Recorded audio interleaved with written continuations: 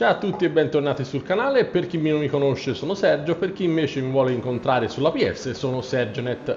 Allora, mentre tutti parlano di questo aggiornamento di cui ancora non si conosce bene il discorso fisica contro fisica che ormai uscirà tra qualche giorno, io intanto mi focalizzo su invece i setup delle auto. Questa volta andremo a vedere un'altra Civic che è diversa da quella dell'altra volta, sempre richiesta dal nostro amico Johnny. Hi Johnny, un amico del canale che saluto, che gli piace forse la Civic probabilmente perché avrà anche lui una macchina, una Civic del genere, però su GT ne troviamo diverse tipologie. Questa in particolare, questa Civic del 98, la troviamo sempre nel negozio delle auto da usate, ma piano piano adesso andiamo per gradi. Intanto andiamo a vedere, come dicevo prima appunto, dove acquistarla, perché la gara di sé per sé qui a Tokyo non sarà facilissima, è un po' una sfida, vi dico, già vi preannuncio che sarà non facilissimo vincere, però dà delle grosse soddisfazioni, almeno avremo una gara non proprio facilissima, di modo che almeno ci divertiamo anche un po' di più, secondo me, ecco, secondo il mio punto di vista. Però andiamo a vedere un attimino, andiamo a scoprire un po' tutti i dettagli di questa tipologia di macchina e di gara. Partiamo con l'acquisto della macchina. In questo momento non c'è nel negozio delle auto usate, però vi faccio vedere l'auto similare a questa qui. Diciamo, vedete, eccola qui, la Civic Type R e K 97, mentre noi acquisteremo quella del 98, ok? Non quella del 97, ma quella del 98, che attualmente non c'è, quindi fate finta di averla acquistata. Dopodiché, auto acquistata nuova, di conseguenza io consiglio sempre di duplicare il setup. Se qualcuno mi domanda perché, semplicemente per avere un punto di base, di partenza per sfruttare, per poi ritornare eventualmente a creare dei setup idonei gara per gara, di quelle che andremo poi a trovare. Prima di tutto swappiamo il motore, lo possiamo fare o da qui, io ce l'ho quindi la swappo da qui, installa, sì, e viene fatto automaticamente, me lo installa, vedete mi da zero, quindi non c'è l'animazione, però si capisce che è installata anche dall'aumento dei cavalli, eccetera, cilindrata, eccetera. In GT Auto, per chi invece non avesse la possibilità di farlo di là, lo swap motore, si può fare da qua giù in fondo. Eccolo qua, qui sarebbe, vedete, già installato, quindi lo farebbe da qua. Noi intanto allarghiamo anche la carrozzeria, quindi sfruttiamo altri 10.000 crediti, anche abbastanza pochi per l'esattezza, e allarghiamo la carrozzeria. Qui l'animazione c'è della Polifoni e quindi andiamo avanti. Una volta fatto questo, andiamo nel reparto personalizzazione dell'auto e facciamo alcune modifiche per sfruttare il massimo, per tirare fuori il massimo da questa piccola grande Civic.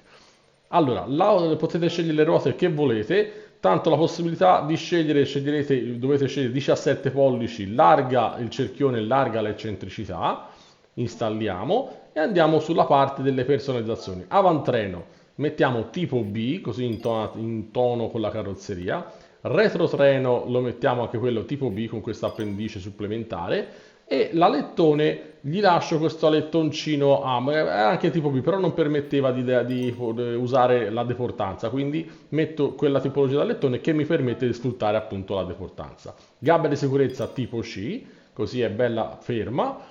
E niente, andiamo avanti e questa parte del GT Auto l'abbiamo passata. Poi se qualcuno vuole installare la livrea può scegliere una qualunque. L'importante, io uso questa di JJ che l'ho un po' modificata e poi chiaramente prima ho installato la livrea e dopo queste specifiche, così so di avere esattamente quella che mi serve a me come PP finale.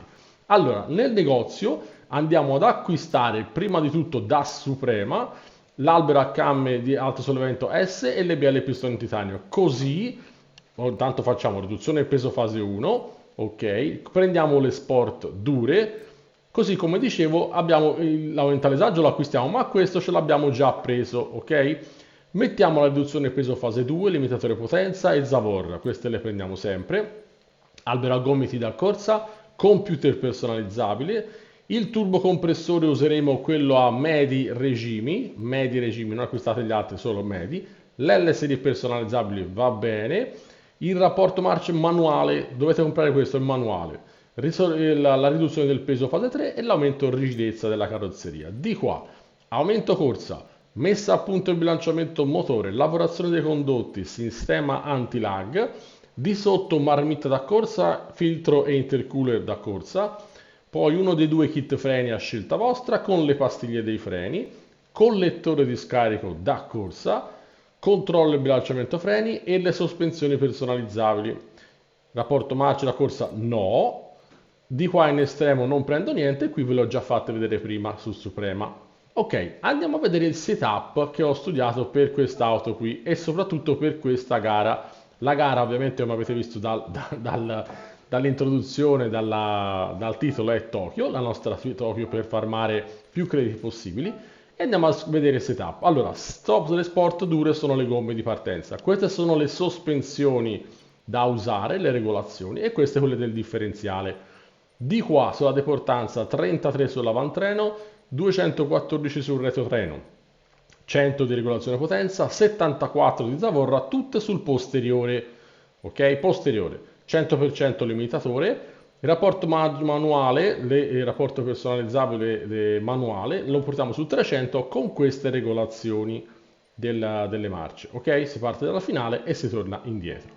Dopodiché andiamo di qua, medi regimi, come dicevo, l'antilag lo mettiamo forte, l'intercooler da corsa e tutto il resto quello che abbiamo comprato è qui disponibile. Sul bilanciamento freni vedete 5 sull'anteriore, quindi meno 5 come valore. E di qua tutte le cose che abbiamo installato sono pronte per essere sfruttate. Andiamo a 5,99 e 83 di PP finali.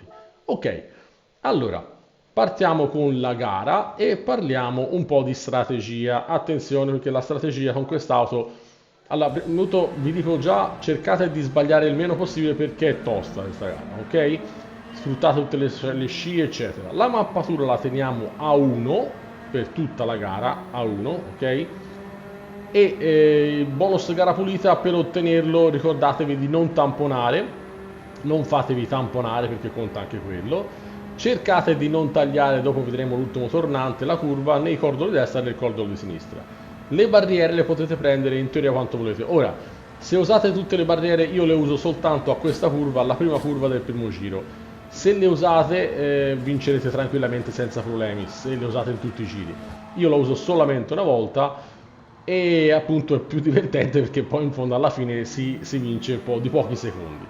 Quindi se poi invece vedete che avete dei problemi, nessun problema, fate le barriere, le usate alla prima curva sempre o anche di più, quindi problemi non ce n'è, vincerete abbastanza facilmente. Questa è l'ultima curva per il tornante, dove vi dicevo per il bonus di gara pulita di non tagliare questo cordolo a destra, non abbattere i birilli che troviamo ora sulla sinistra e nemmeno tagliare questo cordolo sulla sinistra, se no addio bonus gara pulita, ovvero il 50% dei crediti in più.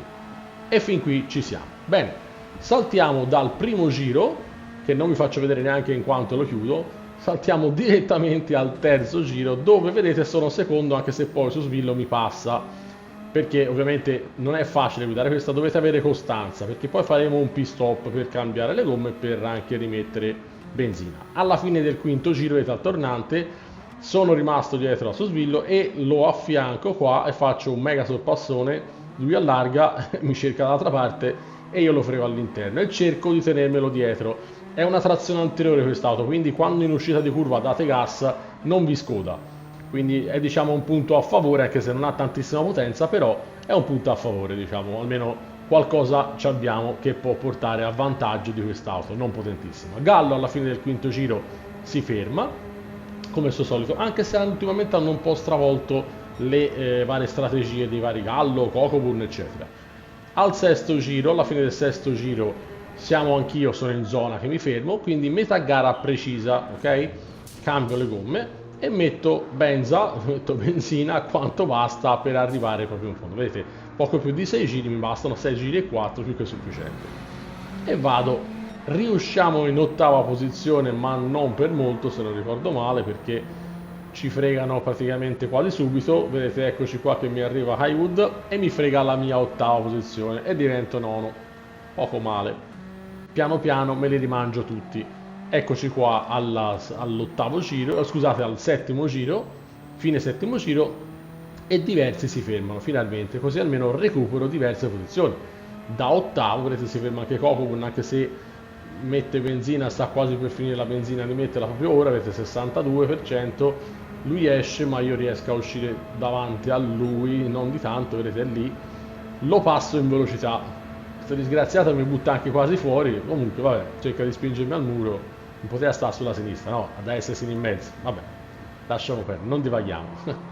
All'ottavo giro sono terzo, ho davanti Yamanaka e Gallo. Gallo so che si rifermerà, Yamanaka non mi ricordo, quindi cerco di non toccarlo, di evitare i contatti e di passarlo pulito.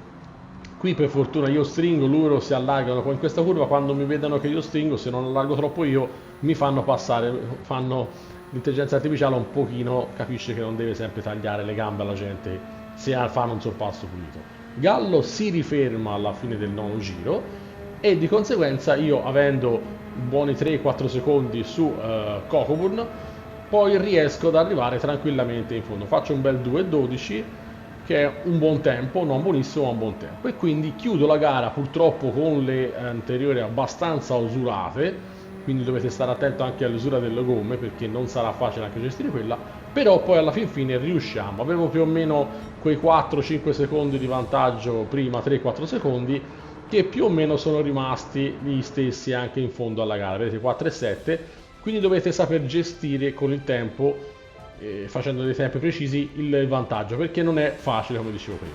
Sono riuscito per fortuna a prendere anche 825.000 reti, quindi top, massimo, nessun problema, va benissimo così e siamo a posto. Bene, ringraziando ancora Johnny per questa auto che ci ha fatto ritornare ai vecchi tempi della Civic.